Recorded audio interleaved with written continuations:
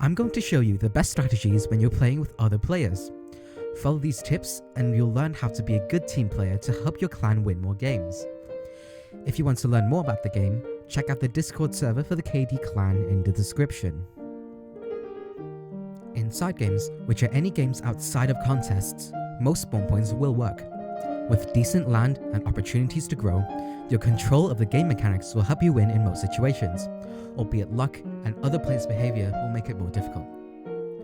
Whether you're playing solo or with a few people, the most consistent spawn points tend to be in corners, where the border of the map acts like protection, and more central areas, given there are lots of routes to move. If you feel like taking some risk, you could go for more popular spots like Turkey in maps like Asia, the Middle East, and Europe.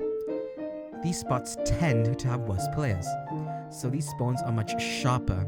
That means you can end up with very good and also very bad positions, depending on a lot of factors. When one of your teammates is in a much better position compared to the rest of the team, people will often donate to that teammate, because letting one player grow large is often more consistent than everyone trying to grow on their own. Who to donate depends on if the person already has a good land size and if their immediate neighbors are weak. If there's both, then it's a good springboard to grow far bigger than the rest of the players.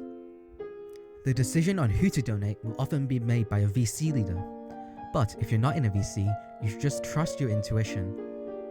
However, in the world of contests, the spawn points and playstyle is much more complicated. You'll have to fight against multiple other clans who will definitely play aggressively and donate heavily to fight in front. One of the common strategies used, needed especially when you're fighting up against an opponent with more people, is to collectively spawn in one corner of the map and donate out to someone central. The strength in numbers means that it's harder to get picked apart by random players while donating out. So the central player, also known as the carrier, gets a constant stream of donations and so can grow very quickly.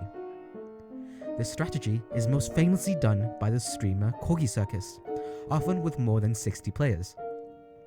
The crowd of donators is very compact, so it's hard to take out the back line, and the carrier receives so many donations it's very hard to beat. This strategy is also called Corgi Strat as a result.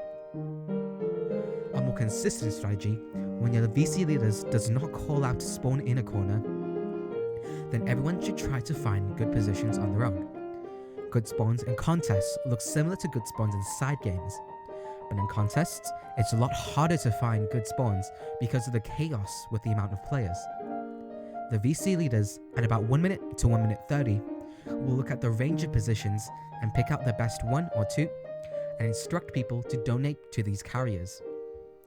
Remember that what I've said above are just guidelines. Sometimes you'll have to be more creative and try to force some more speculative positions when things don't work out in spawn points. But if you follow the normal strategies, your team will always have good chances of winning. Thank you for watching.